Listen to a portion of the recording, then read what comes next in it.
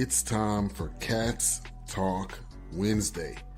Small town and big city joined forces. Vinny Hardy of Lynch, Kentucky, and Terry Brown of Louisville, Kentucky, team up to give you free-flowing, laid-back sports talk.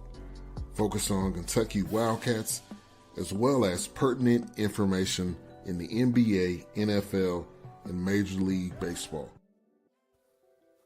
Let's Talk Wednesday, y'all. Terry and Vinny in here. Halfway through November. Lots to talk about this evening, but we coming to you live on YouTube and Twitter and Facebook and BS3 Network. And follow us at all those platforms. Listen on Spotify. We definitely would appreciate it. Get in the comments. We love all the interactions. Appreciate that too. TB, man, we got a few things to hit tonight, man. You know, man. And we got a guest. Yeah, we got to talk about that game last night, but we shall see. You know how I get my Harlan County people on. We got a young lady that plays for the Black Bears. Reagan Clem is going to be jumping here in a little bit. She's on her way home for practice, so season is on the way around the corner, so we'll talk with her. The Cards were a little too much last night, like you said. We taking comfort from Kentucky football. That's the saving grace from what happened last night. Unbelievable. Yeah, man. They need to give you the key to the city there in Harlan County. When that happens, I'll be there because you put on for your hometown, and I ain't mad at it at all. But a lot of stuff going on in the world of Kentucky athletics. Backing it up to the weekend, football team.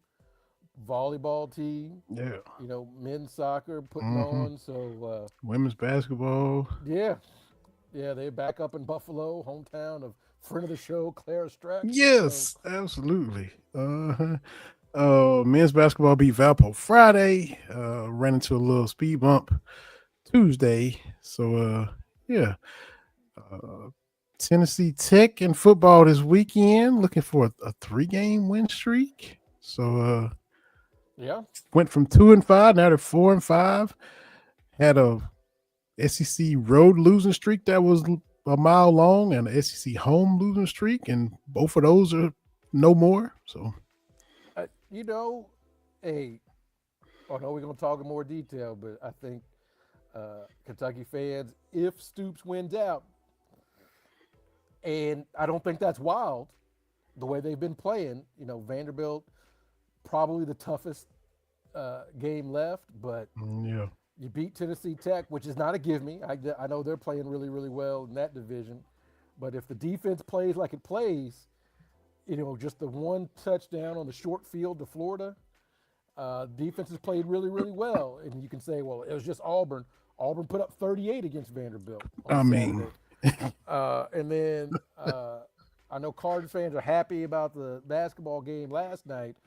Not nearly as happy with the football team. So the Brom fans are like, so end on a 5-game winning streak while taking care of your rival, taking care of a team. Look, I'm old enough. I don't care who Florida rolls out there at this point. That winning streak or that losing streak, from our point of view, I'm never going to look that in the mouth. I don't care.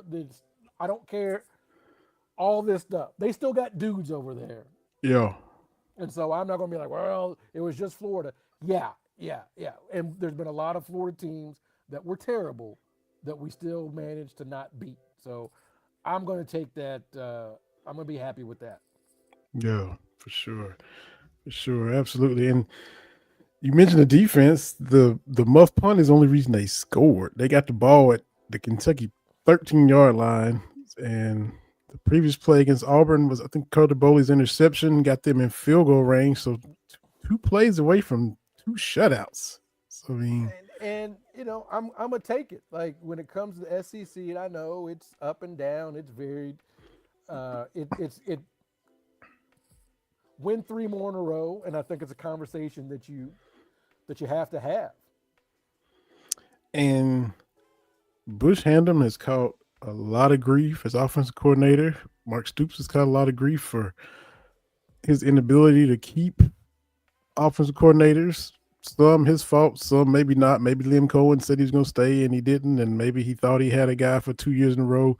But anyway, we've seen the musical chairs, the offensive coordinator. People wonder if Stoops is squashing them and not letting them kind of sprout by just wanting to run the ball and all this, that, and the other. Maybe Florida had tapped out. They are a mess. They already fired their coach. We get that.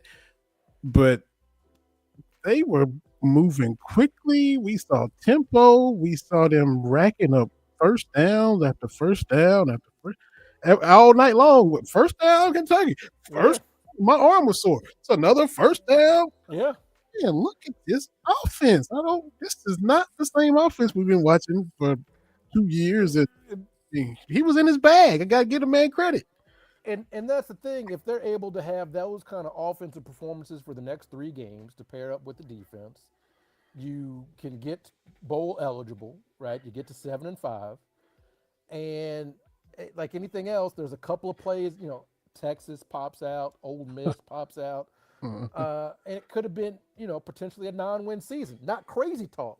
So what I'm saying is, and I have tweeted out, I think I've said on this show.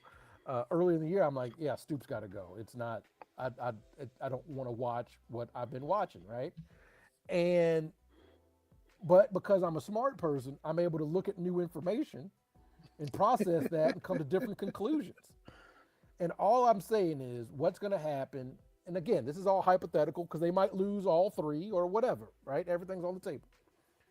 But I think if you get to 7-5 and you've beaten Louisville and you've beaten Florida, you've won in Alabama for the 4th time ever, and we need to be let me repeat that again, 4, 1, 2, 3, 4, 4th time ever in the state of Alabama, and you take care of a very media darling Vandy team, you have to have that conversation, because I think we touched on this before. There are LSU is open, right? Arkansas is open. Florida is open. Who else am I missing in the SEC? I'm missing somebody. Auburn, LSU, Florida, Arkansas. Is that it for right now? I thought there was somebody else that was open. I keep thinking South Carolina might be at some point the way they are. Yeah, Auburn and Florida, Arkansas and LSU. Yeah, that's it. So there's 4 open right now. So Kentucky would be the 5th best job in the SEC, right? Mm-hmm. And so then you start looking around the country, and with Penn State being open, Virginia Tech being open, North Carolina being open, and with other North Carolina open. Oh, they can't bring Bill Belichick back. Oh well, yes. They can't bring Bill back. But again, you start looking around the country, and it's like, okay, maybe Kentucky's the 12th or 13th best job. Okay. Yeah. Well, do you think there are 10 to 12 miracle workers out there? Because Summerall ain't coming. Like, we've missed the boat on that. I know he went here and coached here and all that kind of. He may not even have to leave the state of Louisiana. He may just have to need some local movers versus some out of state movers. So, do you think there are 10 to 12 miracle workers out there? Right, I don't. I mean, again, I don't keep up with that kind of thing. But historically, what we have seen is there isn't, right? There aren't a lot of these program changing coaches out there. It's just not, right? Like, you can look around the NFL. There's not enough of those high level guys for 30 teams, let alone what it would take to for the FBS teams. Yeah. So you have to look. Okay, on top of having to pay the buyout, you're kind of putting your program back at square one. Because without Stoops, does Boley stay? Do we have this mass exodus where you've got to try to put a team together, right? Like, Yeah. and I'm not saying it's impossible, but I'm saying it's something you have to look at because there's going to be a lot of moving parts, and you got to make that decision quickly. Yeah. Which like what Memphis Spence is saying with that early signing period, you got to be able to rock and roll by mid-December. Like you've got to be able to do that. And again, if by Thanksgiving we're on a 3-game winning streak with all those other caveats, it's a tougher call to make. So you have to say, can Stoops get us back, or do we go in a different direction? And it's tough. It's not easy. Like, yeah, I get both sides of the argument that the last few years really have not been great. And honestly, if I'm being honest, have there been disappointments and losses? Yeah. But outside last year not going to a bowl game, it hasn't been that bad. no, You know, we're 4 years removed from meeting Iowa in the Citrus Bowl, 3 years removed from meeting them in the Music City Bowl. yeah, And then missing the bowl, and we're right back. And I'm like, that's kind of what Kentucky is. Like, I don't think that's wild. That's not wild to me. So do we think he can get the mojo back? I do. Because again, now that being said, you'd have to take some major strides forward next year. Because these games that could have gone either way need to go Kentucky's way. no, That's the difference between high level teams and not so high. How many of those games do you win? And you got to win the majority of those games. no. Texas gives you the game, you got to win. You got to take it. Yeah, that's it. Ole Miss gives you the game, you got to take it, right? So, but I think, hey, Kentucky wins out. Now to be comfortable that motivated Mark Stoops will be back next year. That's just the economics of all that. Wins out 7-5 with a chance for 8 back in the bowl. Man, yeah, that would. I mean, you double your wins from last year. I mean, you go from 4 to 8, and right. Wow. And that's the thing is what I always say. Do you think Kentucky's a 10-win program? I do not. Look, again, I know we can look at individual games on the micro level, be like, man, we should have had this one, should have had that one. But I'm like 6, 7, 8 wins. That's the lane that Kentucky's in. Yeah. And people, well, that's defeatist. And no. Like, everybody has to do what makes them feel comfortable. Alabama wants to win the championship every year, and they act like it. Right? Ohio State's getting to that point. Yep. But they're still like, you still got to beat Michigan, though. Right? Like, you know, because there's some Ohio State fans like, yeah, you won that natty, but hey, it's been 2 or 3 years in a row with Michigan. All right, Ryan Day. Like, you know, that's why. How many fan bases know their coach's buyout off the top of their head? All but maybe 4 or 5. Yeah. I mean so that's part of it. But you have to do what makes what makes folks feel good.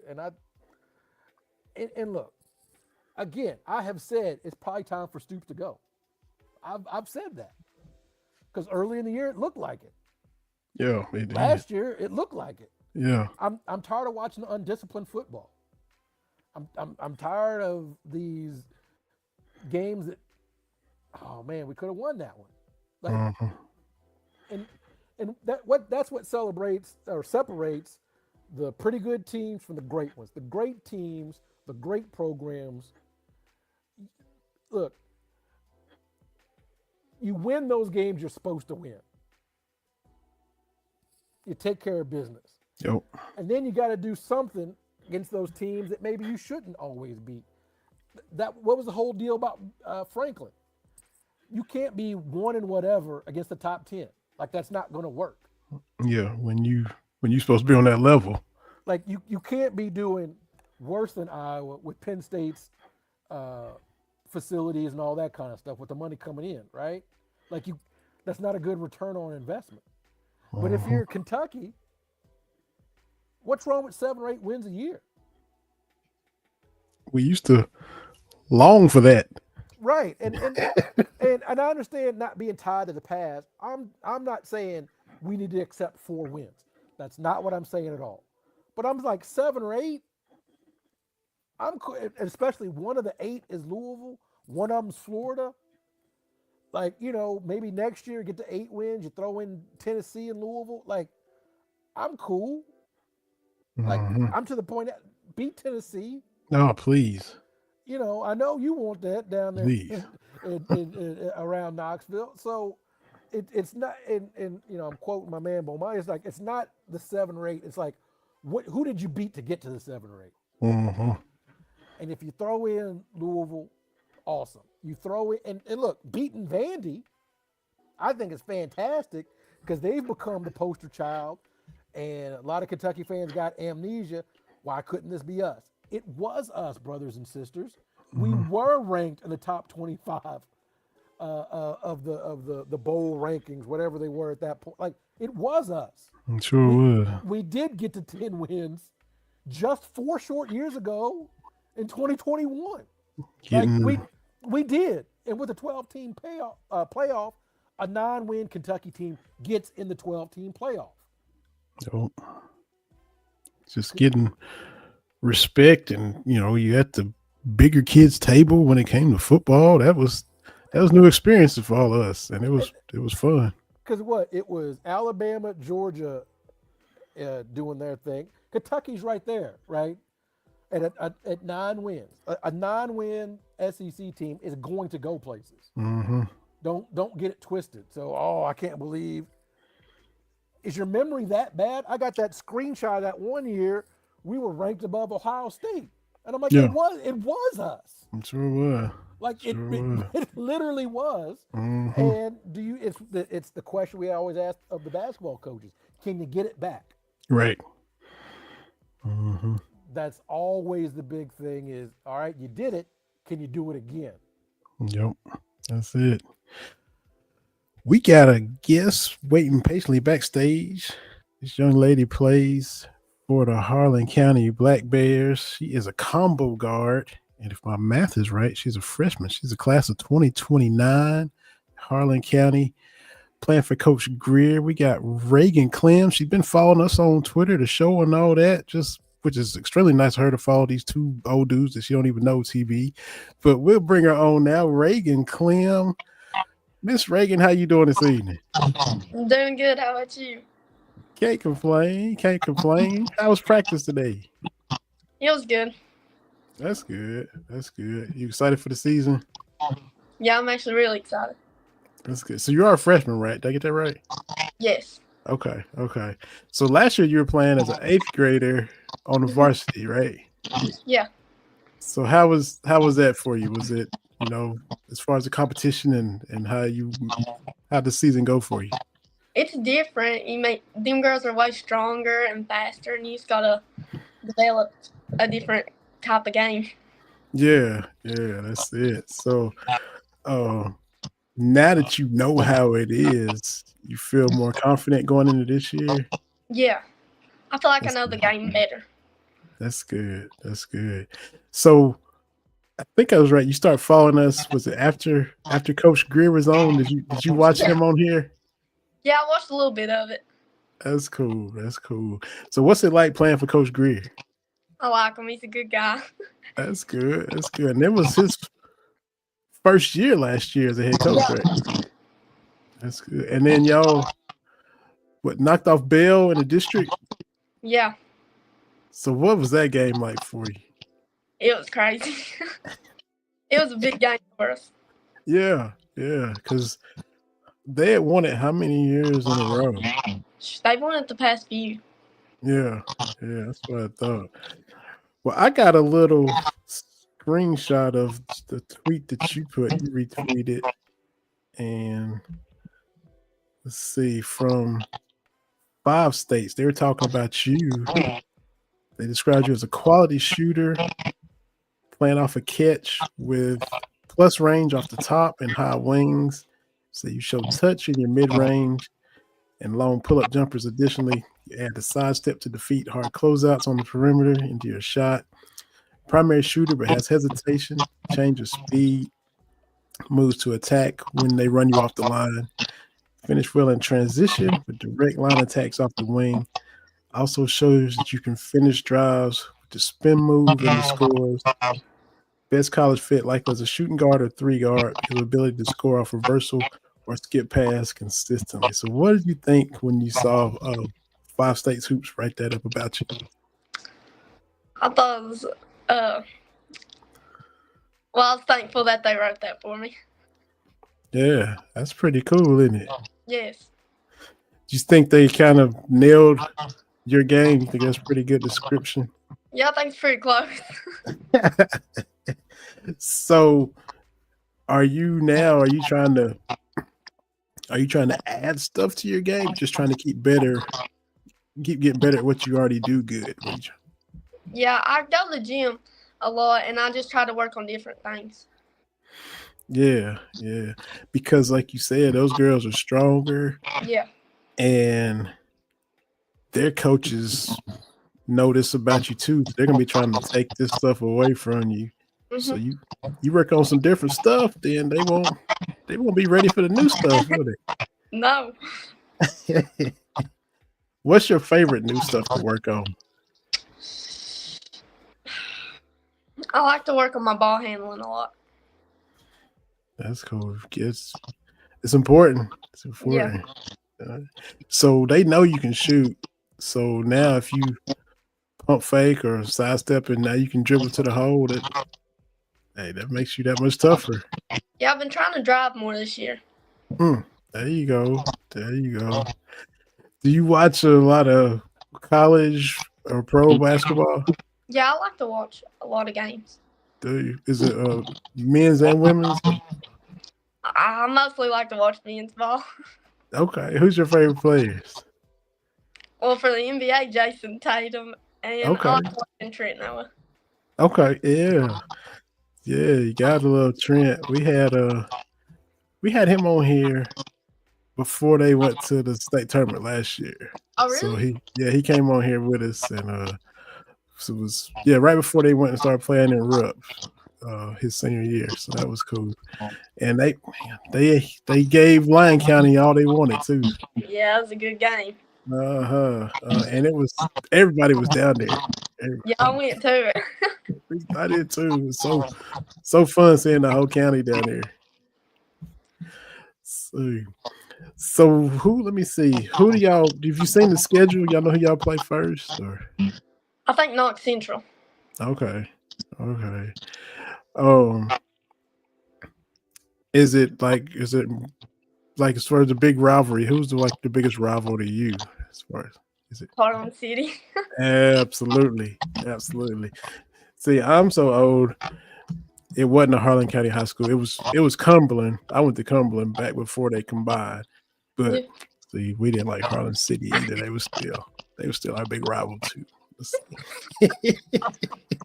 So ain't nothing changed. And look, I love Coach Cal. He's from up in Lynch, where I'm from, but it's still weird. And he started Lynch, finished at Cumberland. It's still weird seeing him coaching for Harlan, but he's a good dude though. I used to train with him some. Did you? Yeah. Yeah, he's a good guy though. He sure is. So you seem like you have a big, fun personality. Is that how you always are? Yeah. Are you as far as the girls on the team? Are you the biggest personality? You the funniest one, or what? I try to be the funniest. Nothing wrong with that. Tell us some other players on the team that we should watch out for. That are some good players that we need to keep our eye on this season, Reagan. We have Jaylee Cochran, JC Simpson, Taylor Napier, Kylie Runyons, Lacey Robinson, and Whitney No. Okay, cool. So if they watch this, hopefully they'll appreciate you giving a shout out too. That's good stuff. Now we know what a shooter you are. We just We saw what 5-star wrote about you. Oh, if it's a 3-point contest on the team after practice, who's winning it? I ain't trying to be cocky, but I'm gonna go with me. Ooh.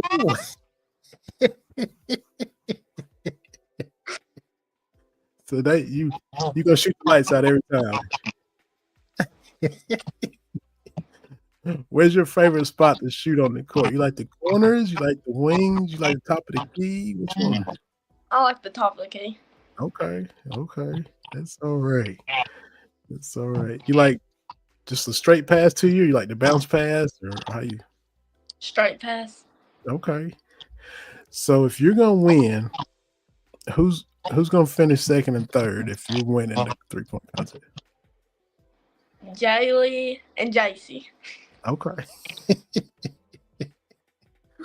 They got a bunch of good shooters, sounds like. Yeah, we're a good shooting team. That's good stuff. Good stuff. So, which on offense do you like? Hitting a tough shot or making a good pass or offensive rebound? What's your favorite thing to do? I like to make a good pass and hit a good shot. Okay, there you go. And what about on defense? You like rather get a steal or a block? What would you rather do? Still, I don't get many blocks. Might get somebody off guard every now and then. So you sneak up. You like to get those steals, huh? Good stuff. So, Keller, tell us one cool story about Coach Greer since it was y'all's first year together last year. Is it something funny or something cool that you remember? Well, I just made a 3 against Bell County, and he hit me with the towel. When I went to run back, he slapped me with the towel. So he was happy though, right? I guess. Yeah. Okay, there you go. Did it hurt? Did how you can pop people with a towel? Did he pop you with it or he just hit you with it? He just popped me. I was excited. That's all right. He's a good dude, though. He's a good dude. Yeah. And he's been coaching for a long time. He was, assistant coach for Coach Jones, and he's happy when he got a chance to be a head coach. Yeah, we was lucky to get him. Yeah. So I'm definitely gonna try to come and see some games if I catch y'all at Bell County and come back home and see y'all at home too. I'm looking forward to it for sure. Yeah. So tell everybody where they can follow you at on Twitter and all that, if they're or wherever you are on social media. If they don't know, tell people where they can find you. You can find me on Instagram at ReaganClem_4. Okay. So you big on Instagram too? Yeah. All right. Sounds good. Well, keep on working hard, keep on having fun, and appreciate you taking the time to hop on here, Reagan. It's nice to meet you and talk to you, and we appreciate you following our little show on Twitter and stuff. That was awful nice of you. Well, thank you for having me. Yes, ma'am. Wish you all the best this season, and can't wait to come and see y'all in person. Thank you. Yes, ma'am. Hope you have a good evening. You too. All right. That is Reagan Clem, y'all. Combo guard for the Black Bears. A shooter, a sniper. Gotta check her out. The whole team can shoot. Our guy, Coach Greer, second-year coach. Got a young team. Got a lot of talent. Knocked off Bell County in the district tournament. That was a big upset because Bell had won it for several years straight. And so for Coach Greer and the Black Bears, year one of them playing together to take some lumps throughout the season, as you'd expect. First year coach, young team. She talked about the difference, as an 8th grader playing on the varsity level. So taking some lumps, but to get that nice upset win at the end of the season, just to kind of validate all the things they were doing, a little confidence, a little shot in the arm, a little boost. Great stuff as well. So looking forward to seeing what the Black Bears do this upcoming season. So thanks again to Reagan Clem for hopping on with us. TP and I are going to be back and keep on talking more stuff we're going to get into The Cards go get into Kentucky Louisville last night. You already got into football. What a difference a couple of weeks make. I'm not gonna say it's a full turnaround, but it's better than it's been in a while. I mean, there's no way it couldn't be. If you hadn't won on the road in the SEC in over a year, hadn't won at home against SEC opponents in over 2 years, now you get a road win in conference and a home win in conference. Well, things are going to be better than they have been in a while. So the 38-7 win over the Gators, that was fun to see. And let's be honest. Got the tickets to go to the game. My two boys are 16 and 13. And, you know, the whole way up, the way last year went and the way things are going this year, didn't expect to see a win over Florida. I knew they could play with Florida. They could possibly beat Florida because Florida has already parted ways with Billy Napier. If they did win, my thought was Kentucky finds a way to win this game. It'll be classic Mark Stoops. It'll be 13-10, 16-13, 10-7. You know, we just saw the win against Auburn last week, 10-3. That's classic Mark Stoops. Defensive struggle, close to the vest, nail biter, 4-quarter rock fight. That's exactly the way it's going to be. So, you know, Kentucky goes up 3-0. Defense is still doing their thing. You forced a punt, and then Macklin, you know, hate to see that, you know, especially a veteran guy, muffs the punt, and you're like, oh man. So you gift them field position at the 13-yard line. They cash it in, and to be fair, Kentucky's 3 points came off of a Florida turnover too, because DJ Lagway was extremely generous with the rock. That man was throwing picks left and right all night long. So Kentucky gets a turnover, converts into a field goal. Florida turns it over. Kentucky cashes in with a field goal. And Kentucky then gets a my God, why am I getting everything messed up? Florida converts Kentucky's turnover, the muff punt, into 7. So we get a field goal off turnovers, they get a touchdown off turnovers. And little did we know that's the only points they would get. And like I was saying with TB, the offense just moving up and down the field. And say what you want about Florida being, you know, in disarray. Yes, they have an interim coach. Maybe they have checked out. But we just saw them have Georgia on the ropes with this interim coach the week before. Now, that's their biggest rivalry game. They still want to get up for Georgia. And maybe it's a letdown coming to Lexington after losing to Georgia the way they lost to Georgia. But as TB said when he was on here, and he'll be back, they still got dudes over there. We know this. You have to really work hard not to have a recruiting class if you're coaching in Florida. You know, Dan Mullen really tried to not recruit while he was there. That's why they got rid of him. But say what you want about the state of mind, how ready they were to play or whatever, they still have dudes over there. You know, DJ Lagway was hyped coming into the season. Didn't have the season he was hoping to have, but they still got guys over there. But to see this offense just 5-yard run, 6-yard run, 8-yard run, you know, hit with the pass, mixing things up, tempo, getting to the line, snapping the ball quickly, just the efficient, organized, the way they were just operating.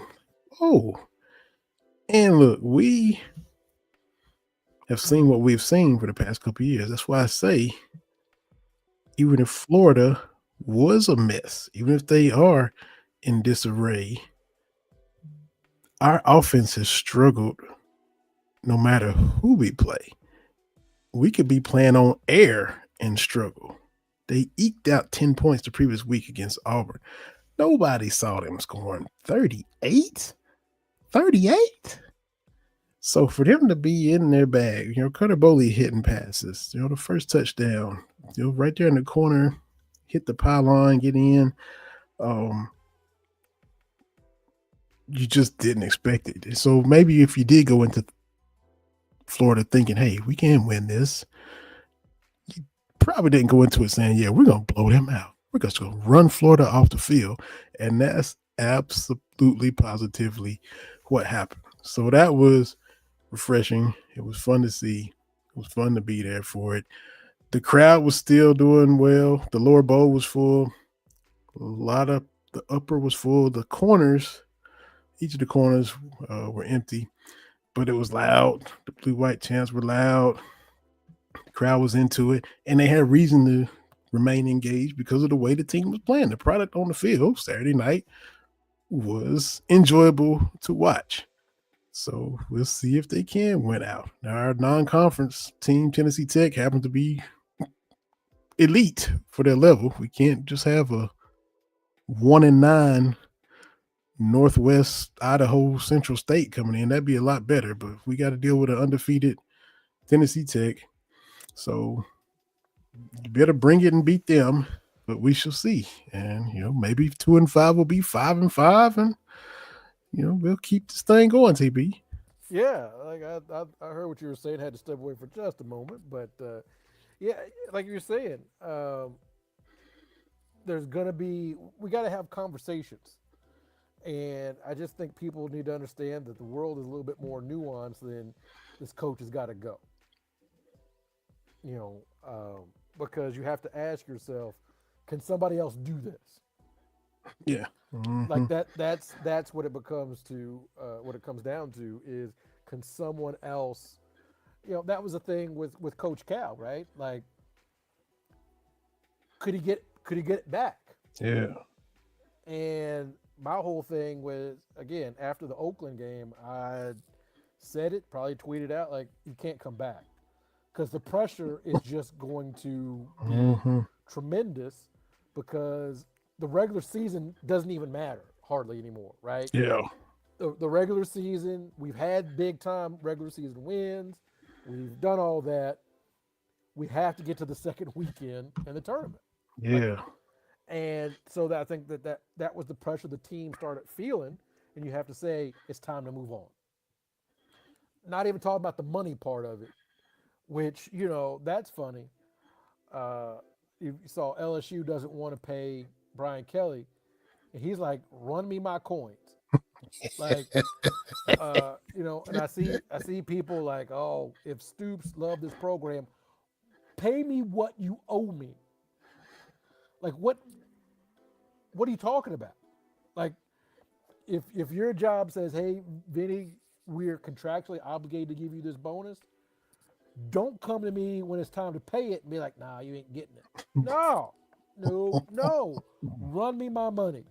Well, he should do, what about his legacy? Look, I keep saying, everybody let Coach K fool them that this was how legends go. It's not how legends go. You can point to all these coaches, and it is so rare that a team goes out on top like that a coach gets his farewell tour. And even that ended losing the Final Four to your blood rival. Like,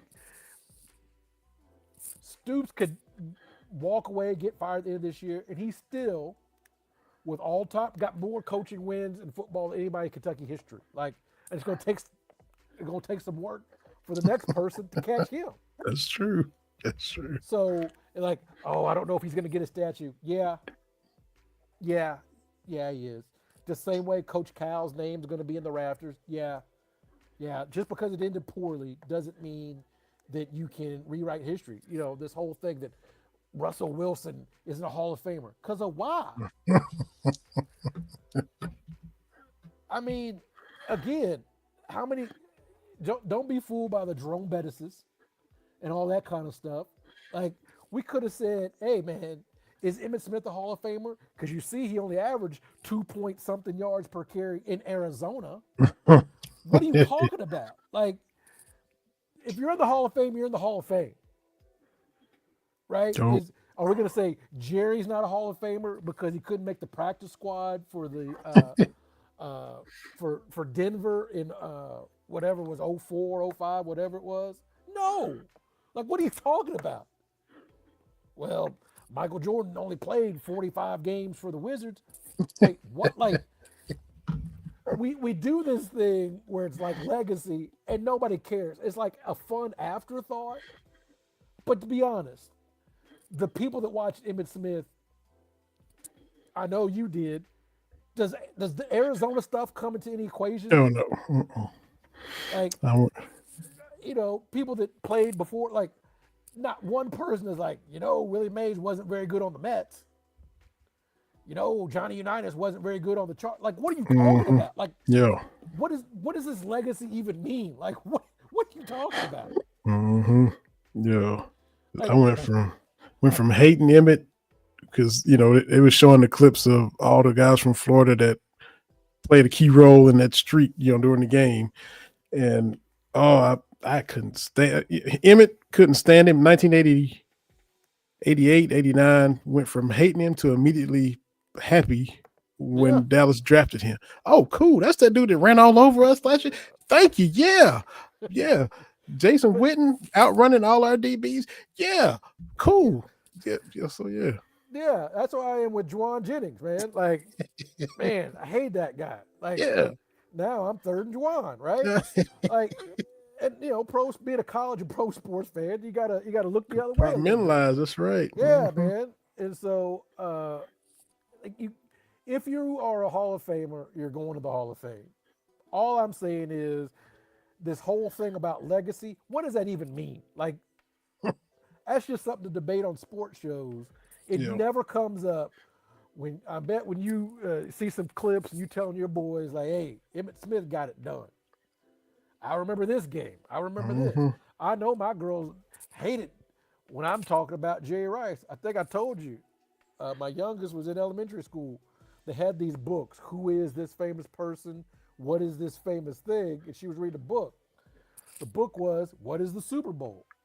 And she's reading it. We reading for a night. She said, "Oh, Dad." I said, "Yeah." She said, "Super Bowl 23. I said, "Yeah, Jerry Rice is the MVP, 11 catches, 250 yards, and a touchdown." At the time, it was the most receiving yards in Super Bowl history. And she looks at the book. How do you know that? I know that. Like, I just, whatever, but I don't talk about, the time where he dropped some passes when he was playing in Seattle. Like, how do you people think this works? Like, Vince Carter played for 20 years. I always say he had I don't think we've ever seen another super duper star, somebody that reaches that peak and just keeps playing. Because I think it takes a special mental capacity to go from super duper star to 12th man. But just because he was the 12th man in Atlanta and in, was it Portland or Detroit? I can't even keep up with some of the places that he was. San Antonio or something. Was he on there? I can't remember. I don't know. But maybe that's T-Mac that was in San Antonio. Yeah, it was T-Mac. But I still remember that dunk contest. I still remember him jumping over that 7 foot tall dude. Like, what are we doing here? Like, all this stuff about legacy, and with coaches the same way, right? Like, time and distance gives us a little bit. I ain't worried about that. Were there some tubby teams I wish they could have got over the hump? Yeah, but I still look back on his time fondly. Joe B. Hall came beloved. Yep. So, yeah, Stoops will get his statue, however he wants to get honored. Russell Wilson, 46,966 yards, 353 touchdowns, 114 interceptions. So better than a 3-to-1 touchdown interception ratio, 64.6% completion percentage. Super Bowl champion. Should have been a 2-time Super Bowl champion, but that was beyond his control. He should have audibled or whatever and gave it to Marshawn, but whatever. Yeah. Well, beat the fool out of Denver. Beat the crap out of Denver that year in the Super Bowl. I don't know what it is about Russell Wilson that everybody can talk slick about him, but at some point, and I don't advocate violence, but some of these dudes got to see me. Like, you got to stop saying stuff about me. You got to see me. The Richard Sherman, like what I don't know what it is. Whatever he did in Seattle, people just took exception to, and I've never heard anything that he did that was out of pocket. Like, every quarterback straddles that line between management and employee. Like, that's not unusual. Every quarterback's got like special lockers and all that. Like, that's not weird to me. You got to give me something more than that, especially if he's won a Super Bowl. Yeah, like, they all carry themselves a little bit differently. That ain't doing nothing for me as far as Russell Wilson and everything like that. But did Cowboys win this past weekend? No, because they didn't play, so they didn't lose. Okay. So that was good. Just a tragic Marshawn Nealon passing. That was, man. So I don't tweet just what. I tweeted that with D'Angelo, and then when I saw that with Marshall, what? With a question mark, exclamation points. That was what?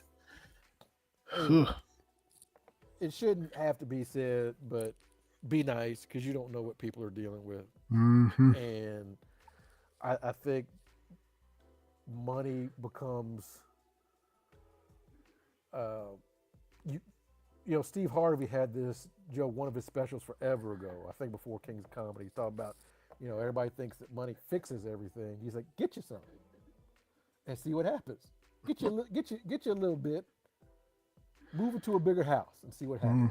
And so you think that money is going to protect you. It doesn't always, because look, and I'm not trying to speak on him specifically, but you don't know what people are dealing with, man. Like, I think as people, we need to realize life is hard. And having money, that takes care of a lot of things, but it doesn't stop everything. But life is hard. Once you understand life is hard and most of us are just doing the best we can do, we'll just be nicer. I saw someone tweet out about Stoops, Coach Stoops, like, he went through a divorce and there's other things in his life. And the human side of me can understand that and say he worked his whole professional career to get to this point, coach of Kentucky. It's not, at that point, it's not going like how he thought. And people are like, oh, he's got $9 million. Well, yeah, yes, you are absolutely right. He is making that. But I'm human to understand that divorce is hard, man. Even when you and the other person are like, hey, it ain't working. It is really, really hard. And so there's nothing wrong with having compassion for people going through things. That's my 2 cents. Because life is hard, no matter who you are. So Jeff Kavanaugh, he does a lot of Cowboy stuff, and he basically said, "Look, man," he said, people looking at me would think, I'm going to the best time of my life. That'd be when I'm at my worst. And he said, he had a friend, posted everything, all these vacations he went on right before he passed away, kind of like Robin Williams. Looked like everything just great. Oh, he just posted a vacation and all the fun stuff we did. And then the next day, so he said, from their perspective, because they're not feeling well, they're not right, so from their perspective, that's how it is for them. He said so. He said out. Same thing with Marshawn. The same thing. You just don't know. You just don't know. And part of it too is when you get where on the outside it looks perfect, you don't get any sympathy. Look, I didn't know we were going to go down this serious route, but it's our show. Yeah. We can. But like, look, I look at myself. I've been very open with my own mental health. I've talked about at length. But the thing is, look, I was not born and raised in the projects. I was born to two parents. Everybody knows that Mama B and Papa B got accolades and stuff out the wazoo. Ain't nobody gonna feel sorry for me because I'm sad. You know what I'm saying? Like, ain't nobody gonna feel sorry for me. Oh, poor baby, your parents did. Like, ain't nobody. And so when you get to that point, and like I said, we're all struggling. Sometimes it's very isolating. Mm-hmm. I think. Anyway, not to go down too deep of a rabbit hole. Yeah. But my point is, like, you don't know, man. And if you got that voice in your head saying, "Look at all this stuff you got, you don't deserve it." That's a tough place to be, man. And again, I'm not speaking to anybody specific. Well, I'm speaking to myself for myself. But it's tough, man, because people understand. Oh, my dog died, my dad died. Oh, you're gonna be sad. Lost my job. You're gonna be sad. But like, just being sad to be sad, people ain't got time for that, for real. Especially if they look and you got a little bit of money and drive a nice car. Nobody gonna feel sad for you. Stop all that crying and get to moving. But we have to do better. And I put us down this road talking about the Cowboys and they didn't play, but that's what did happen as a Cowboys fan is, and so it's Monday they do play the Raiders and maybe we can beat them. We'll see. So they're in a bad way, just like the Cowboys, but we thought we was going to beat the Cardinals, and we saw what they came into Dallas and did, and they are not a good team. They were 2-5, I think, and just came in and did whatever they wanted. So, our defense has problems, and now, Dak and them was on fire, and they kind of sputtering a little bit, and so, we got a lot of stuff we're trying to fix. You got the circus. You spin this plate, and it's good. You got 2 more plates down here about to wobble, and then by the time you go fix them, the one that was good is needing to be spun again. Kind of where we are, first coach, and he brought in Eberflus, Michelle with her Bears comment. Matt Eberflus, who used to be your coach, Michelle. I want to give him back to you, Michelle, with the way he's coordinating our defense, because it's not that great right now. But congratulations to your Bears and your leftovers, Matt Eberflus. I hope he kind of does a little bit better. Now, he doesn't have a pass rusher. He got traded away. That's not his fault. And so maybe he is a little bit handcuffed. Can't really get to the quarterback. And then we're not really covering on the back end. That's a bad combination, TB. I think even on like peewee football level, if you can't get pressure and you can't cover, you're going to kind of get lit up on defense. So we'll see. We got Quillen Williams from the Jets, another defensive lineman that can maybe provide some pressure, and we'll see how that works, and we'll go from there. But yeah, maybe we can beat the Raiders. That's where I'm at right now. Well, we got the Cardinals this week, so we'll see how that goes. But for every we lost to the Rams this past. We got pushed around on defense, but that's what's going to happen when you lose your 2 starting tackles and Fred Warner on defense. It's going to put pressure everywhere else. But one of the 49ers fans tweeted out, every win we've had, we've lost somebody to a catastrophic injury. So we didn't lose anybody this past week, but we didn't win. So it's one of those things. I didn't know Fred went to BYU either. I did not know that. Hey, I need a lot more information on Fred at BYU with them dreads and like, hey. I need a little bit more information on that. I need some information on that. For him to be at that campus with those policies, I need some information. Him with a big man on campus, and some rules. I need some information. That's all I'm gonna say about that. But speaking of Dallas, Nico is out of Dallas. He is. Hooked y'all up before he left, but he's well, yeah, and yeah, yes, but the way they make it sound, like, why didn't you fire him then? Why didn't you fire him when he said, "I'm gonna trade Luka"?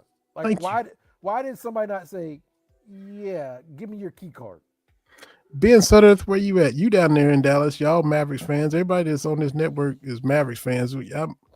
Y'all got to be asking these questions. If we are outsiders, Lakers and Rockets fans are asking. Y'all got to be asking.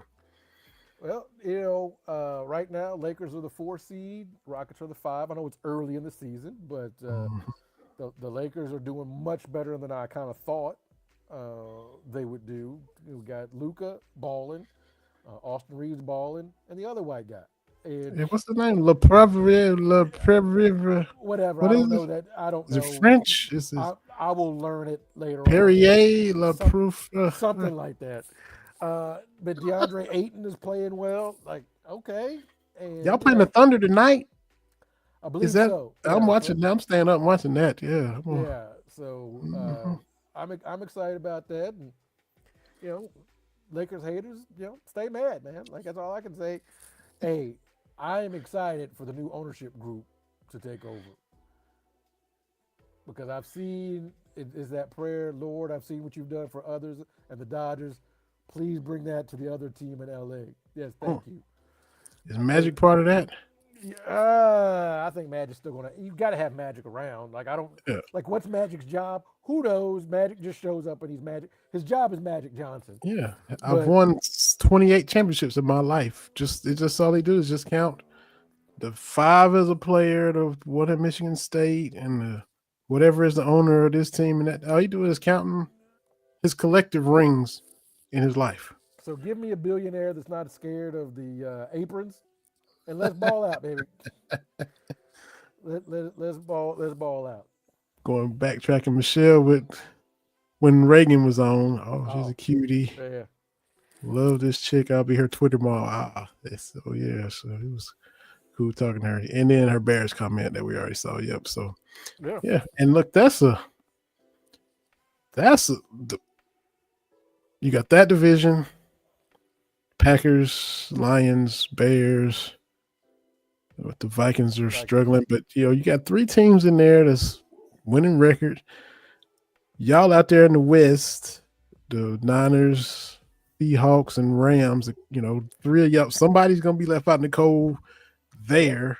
Yeah. Because the Eagles got to go because none of us are doing nothing else, and then whoever's in the South. Tampa Bay. Yeah. So the West and the North is gonna have a lot of people left in the cold, unfortunately. I'm just glad that the NFC West actually has teams in the West. Y'all doing it wrong, man. You gotta have because there was a stretch. It was San Francisco, the St. Louis Rams, the New Orleans Saints, and the Atlanta Falcons. Yes. It never made any sense to me, but whatever. Falcons and Braves, both in the West. Yeah. Yeah. Braves, Dodgers, Giants. Yeah. Padres. The Sox used to be in the West. The Cubs were in the East. They're the same city, so make it make sense. Yeah, make sense for sure. Got to talk about last night a little bit. I think we touched on it, but well, a lot of things can be true, man. Like Brown. Hey, as I tweeted out and posted on my Facebook page, I've not seen a Brown hoop like that in Louisville till I was at Shawnee Park back in the 90s. Ooh. But he's a real deal. Is he John Wall? No. But is he good? Yeah. That kid is real good. And probably, for that once in a blue moon, Louisville had the best player on the court. Yeah. I've always talked about just about every time they play, when you're like, all right, here's all the players, pick your sides. it's sometimes 2 or 3 players deep before you get to the Louisville person. Mm-hmm. And they had the best kid on the court. It didn't help that Kentucky looked clueless for 6 minutes in the first half. Yeah. And 4 minutes in the second half. Mm-hmm. And it's one of these. One, I think everybody can agree that playing that game on a Tuesday night on Veterans Day, like it can't happen again. Like this cannot happen again. It can't be played this early. So there's that. So look, all the credit to Louisville. They played well. Their fans wanted it. Mm-hmm. All I can say is, and I think I've probably said this before, is it a rivalry or is it not? Because I see a lot of Louisville comments like, they think about this all the time. They're obsessed with us. Like, is it a rivalry or is it not? Which is why I put out there, like, I think it was Fox News, Fox Sports, whatever, like Duke, Carolina, Kentucky, Louisville. And I said, Duke, Carolina is the best rivalry because they actually pretend it's a rivalry. I've never seen a Carolina fan be like, Duke is so obsessed with us. Mm-hmm. I've never seen a North Carolina fan or a Duke fan being like, we're living rent free. Is it a rivalry or is it not? Every sports rivalry that I've been a part of is 24/7, 365. Am I supposed to believe that Auburn, Alabama only cares about the Iron Bowl the week of? Am I supposed to believe that Michigan, Ohio State only cares about the big game the week of? It's 24/7, 365. And it's okay. It's a sports rivalry. Yep.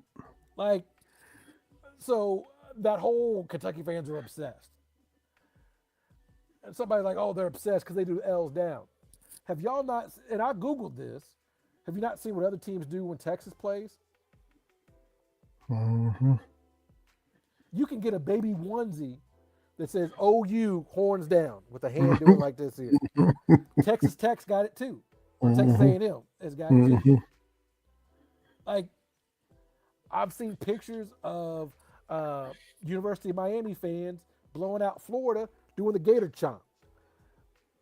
I've seen Gator fans do the tomahawk chop in blowouts. Mm-hmm. Like, is it a rivalry? Is it not? Yeah. And if it's a rivalry, it's 24. Sports hate's okay. I don't do this. I don't think about. No, I want them to lose all the games. Mm-hmm.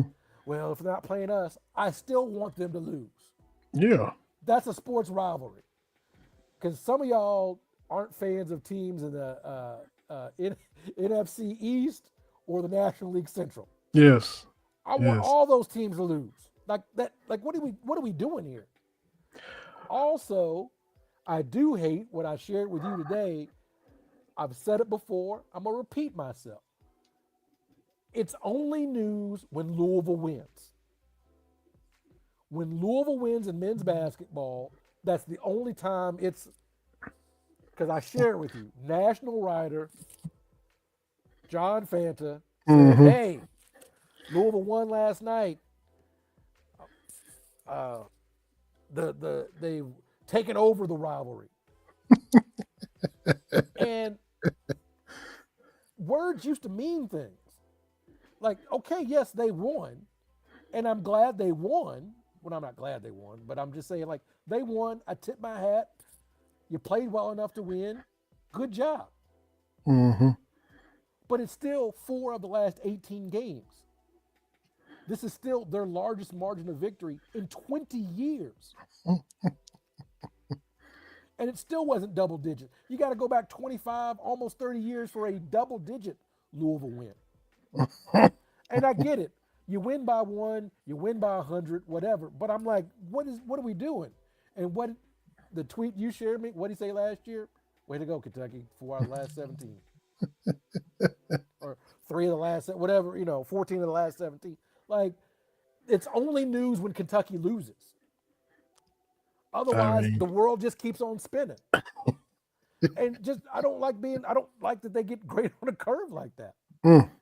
Now, about Kentucky specifically, uh, as I put out on Twitter, I'm a Mark Pope fan. I want Kentucky to win all the games. But all I will say is the dude before him was never down 20 points to Louisville. And I'm not trying to be hot takey. I'm not trying to whatever, but that's not understanding the assignment to me. Mm-hmm. If you and what it felt like to me, and again, I'm all the way here in Iowa. It looked like last night, particularly in the first half, that Louisville treated this as a rivalry game, and Kentucky did not.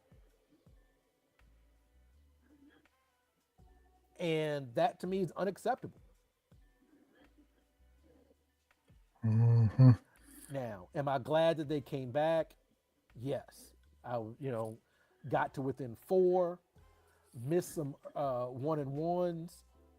I thought the shot by Jalen Lowe, I think when Kentucky was down 7, had a chance to not, like, the craziest thing was we could have been blown out by 20, and we could have won that game last night.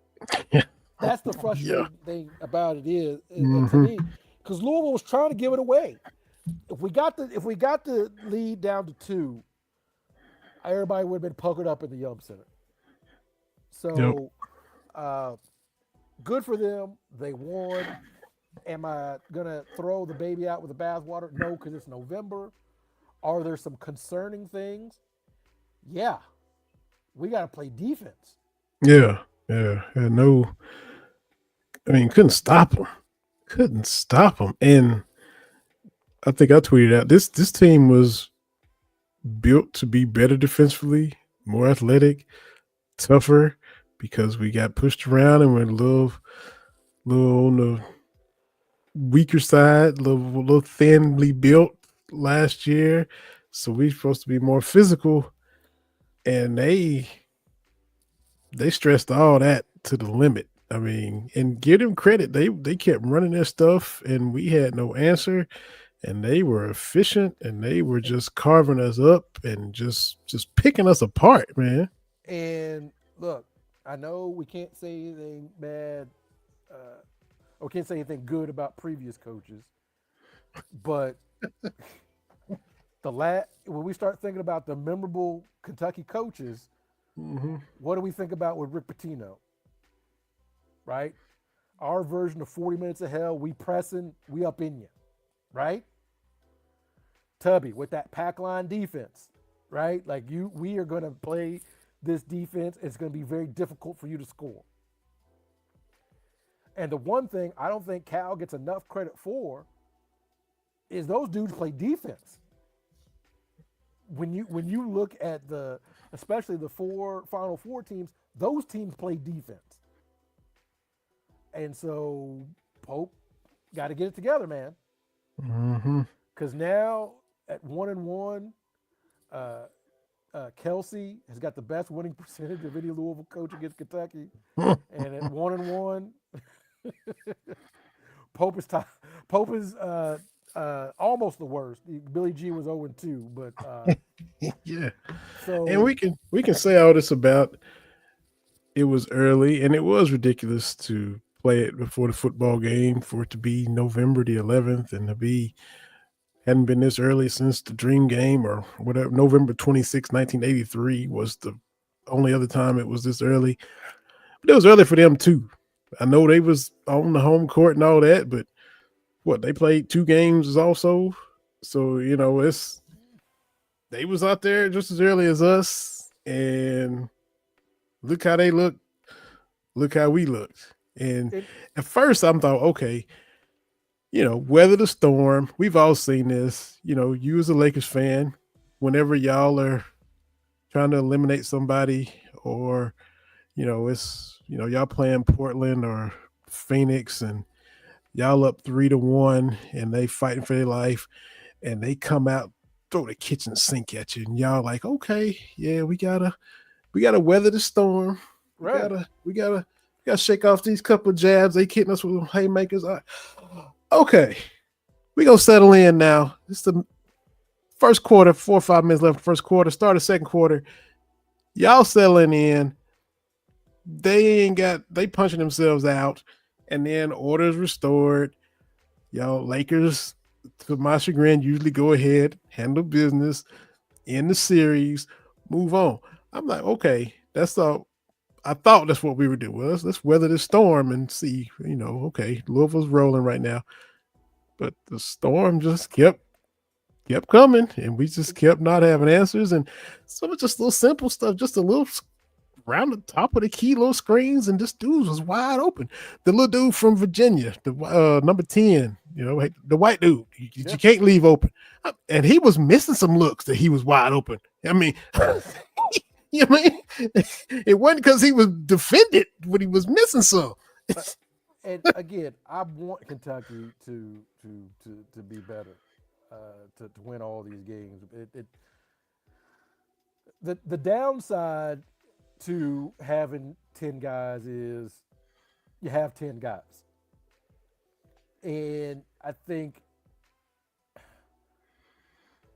I'm always leery of people that say such and such a team reminds them of the 96 Kentucky team.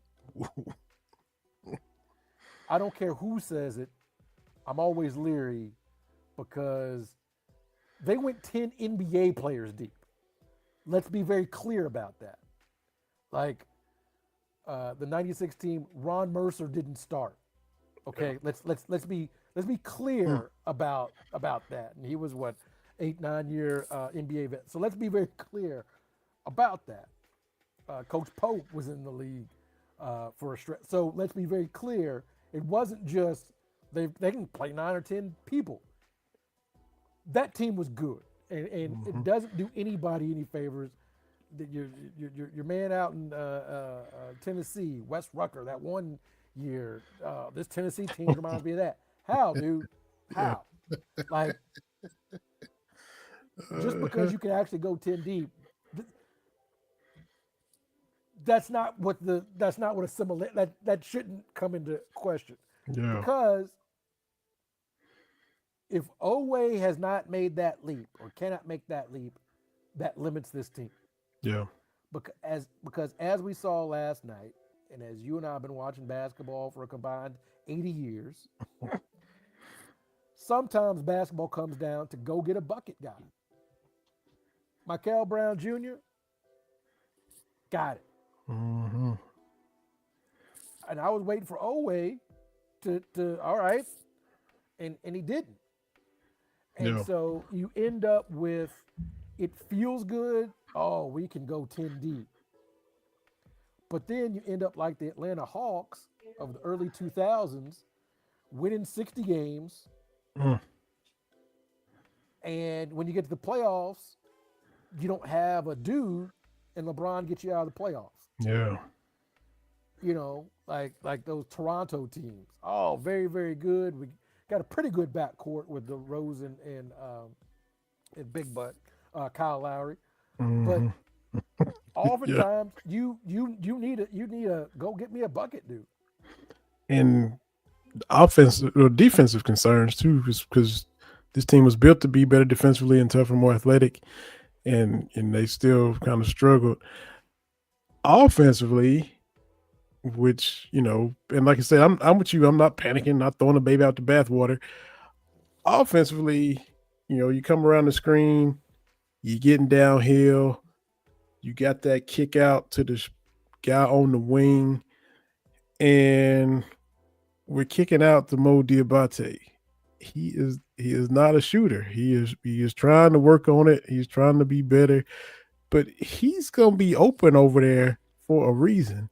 And they're not going to be in that big a hurry to close him out and get out there and rush him off the line. They're going to be cool with him if they don't, that's the about that. We'll leave him out there. And there's a time they I think it was low. Sometimes it was Aberdeen. You get down here and you pitching it over there to him. We need to be a shooter over there to really stress the defense. And he's a lot of things. He's tough. He's physical. He ain't gonna back down. All this, that, and the other. We saw the problems he gave us when he was at Alabama, but knockdown shooter is not gonna be high on his list of qualities that he brings to the table, and so Yeah, we can't be kicking out the Mo. and again, I want Pope to succeed. I want number 9. But we're going to get to that point here pretty soon where that's all well and good. You understand the assignment. That's great. But the Kentucky men's basketball is a results oriented business. You can get it, but being down 20 points to Louisville ain't great. Mm-mm. So again, I think he's doing great. This look, I want him to succeed,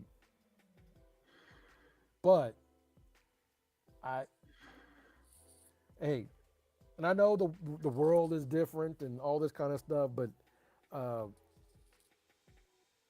we need some dudes, and Mhm. I think we've got some. Now don't get me wrong, I'm not throwing in the towel. I thought Aberdeen played very well last You night. did, sure did. Colin Chandler took some really big shots last night. Mm-hmm. Um, the most interesting thing for me is the 5 spot, and Malachi. I I don't want to talk about young men, but I will say it looks like it needs to be Malachi Moreno. Yeah. It looks like whenever JQ gets his feet under him, that needs to be the two bigs. Yeah, It I mean, looks like. I know it's we early. I know it's early, but we that's what it we feels like because you can't be year 2 freelancing we that touched much. on that over the summer, like hoping we would see a step taken and the vision and what are we looking at when we facilitating from that spot at the top of the key. And yeah, we Yeah. we we, So we touched on that on this show, and we bleed blue as anybody. yeah, We do. And yeah. I and just those that listen know this. yeah, and again, I want all the success for Kentucky. I mean, like my qualifications are what they are. I I just for me, and people get upset, but my whole thing is I kept hearing at the end of the previous coach, the standard is the standard. Mhm. Okay. And I've said repeatedly, every coach that we honor, and that means no Billy G and no Eddie Sutton, Mhm. every coach that we honor went to a Final Four within 4 years. Mhm. And the only reason it took 4 is because with Patino was because probation. Yo. But when the NCAA tournament starts in 1939 and Coach Rupp gets there in 1942, when Joe B takes over in 72 and gets to the Final Four in 75, Yo. when Patino comes in 89 and gets to the Final Four in 93, Yo. when Tubby takes over in 1998 and gets to the Final Four in 1998, when Coach Cal comes in 2009 and we get to the 2011 Final Four, and I get people, oh, it's different. Buddy, I just covered 50 years of college basketball. It has changed 6 times since then. I don't want to hear that Mhm. it's harder. I don't want to hear all that. Yo. The standard is the standard. Mm. You know, Mhm. I got a pop up on my Facebook. You know how Facebook listens to you, knows where you are, and it was Iowa State basketball, and it was their banners that they have hanging up in Hilton Coliseum, and they've got the one Sweet 16, and then they got banners for tournament appearances and things like that. Basically, everything they got a banner for, we don't put up in Rupp Arena. You're right. And all I'm saying is the standard is the standard, right? Like, I'm a Lakers fan. I have said there are players that played for the Lakers that were fan favorites, part of championship teams, that for any other franchise, they go up in the rafters. Yeah. Derek Fisher, Kobe's right hand man for 5 of them championships, right? Hit some big shots. He's not up there because he's not in the Hall of Fame. Mm. Michael Cooper, who was a huge piece of 4 championships, he didn't go up until he got in the Hall of Fame because that's what the standard is. Mm-hmm. So if the standard is the standard, if that's our expectation, then it has to be the expectation whether or not we like the coach. Mm. No. So I want that to become a moot point. Get to the Final Four this year. I'm just a crazy person on my show talking. But as we kind of talk out things with Stoops, let Louisville win next year in Rupp Arena. Mm. Let the Final Four drought continue. Now we're having conversations. Mm-hmm. Yep. But I want it. Look. I still think they can be very, very good this year. I've not watched a lot of other basketball teams. Yeah. So that's part of the calculus is, okay, my team's pretty good, but what's everybody else doing? And so, but I think Louisville's got a good squad. They do. I like some of the pieces on our team. I don't think Lowe is 100%, but I've seen flashes from him. I think they'll figure it out. I think this team can be better. It's just unfortunate this game was so early. But that being said, this game still means something. Yep. Absolutely. The only good news is I don't have to run into those fans when I'm out and about. That's true. Like That's true. back home, I gotta see people throwing up. I gotta see that because nobody knows what's going on. Nobody knows what's going on. That's right. Yeah, you get a little hiatus from the constant. Yeah. Except my buddy, I think I told you about it, that works at the grocery store we go to. He's a Tennessee fan. Oh, okay. Lord. And so, yeah, I know, because, I'm usually in my Kentucky stuff. God, and I think one of the first couple times, he's like, hey. I said, hey, what's up? He's like, Kentucky sucks or whatever. He said, I was like, okay. He's like, go Vols. I was like, you've got to be kidding me. He's like, he was from somewhere in Tennessee. I'm like, man.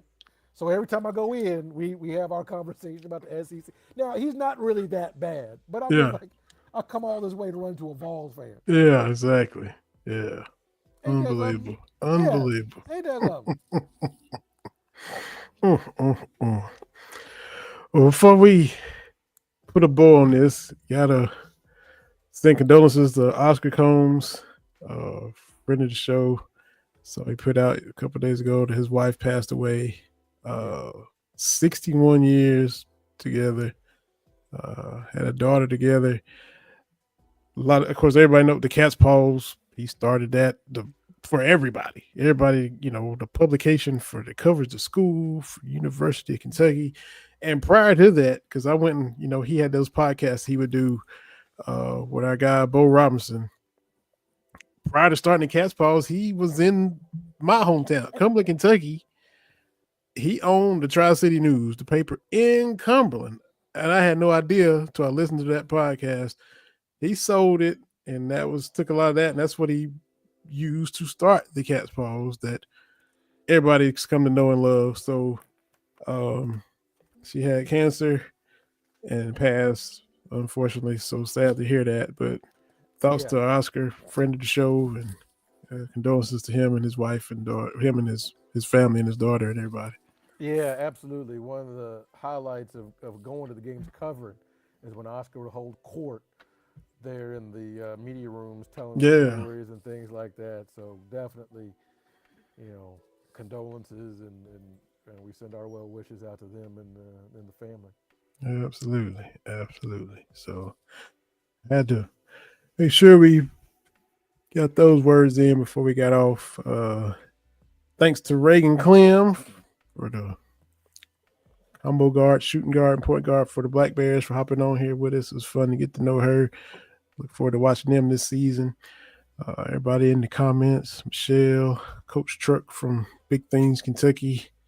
Appreciate you each and every week with all your insights, perspectives, Niners, Lakers, Cats, and much more. So, I got to go next week. I'm be driving to Kentucky. I've got to pick Mama B up and bring her back. Hey.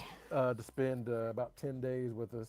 Oh, okay, good stuff. Well, with all the flights and all that stuff being weird, I'm like, you know what? It's just gonna be easier for me to go get her, and then bring her here, and then then take her back. Because so I'm excited about that because I love my mama.